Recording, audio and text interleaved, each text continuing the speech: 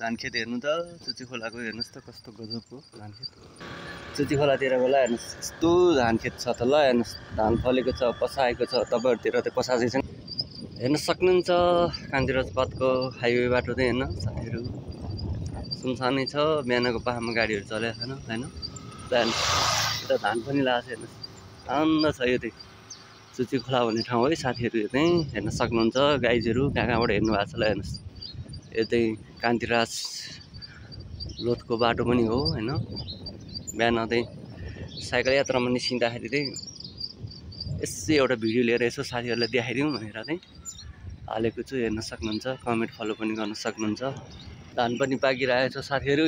धान पसाएर एकदम राम्रो भएको छ ल हेर्नुस् ल हेर्नुस् यहाँ चुची खोलामा धानको खेत ल हेर्नुस् कस्तो राम्रो छ ल फाँटहरु हेर्नु त ल हेर्नुस् यस्तो राम्रो फाँट छ कि गाइजहरु।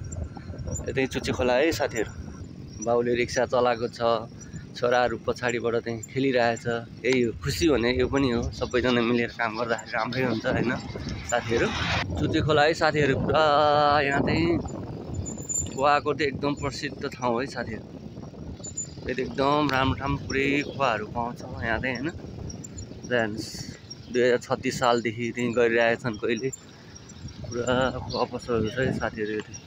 यो चुची खोलाको एकदम खोवा चाहिँ एकदम राम्रो बनाउँछ साथीहरु। एकदम खोवा नै खोवा यहाँ चाहिँ पसलहरु बनाउँछ प्रसिद्ध ठाउँ है साथीहरु।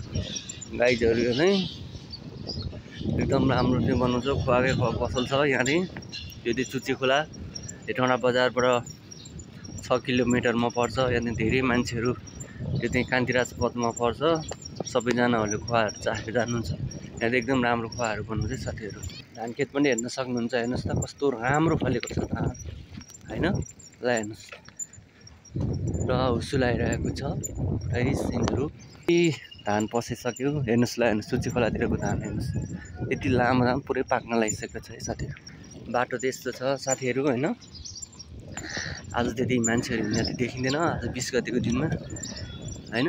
पुरै बाटो चाहिँ क्लियर छ कि छैन पुरा मान्छेहरु रोडमा आज कान्तिराजपथ मान्छेहरु हिँड्ने देखिँदैन बिहानको 5-7 बजे टाइममा ल हेर्नुस् पुरा हुसुलाएको छ साथीहरु यतातिर चाहिँ।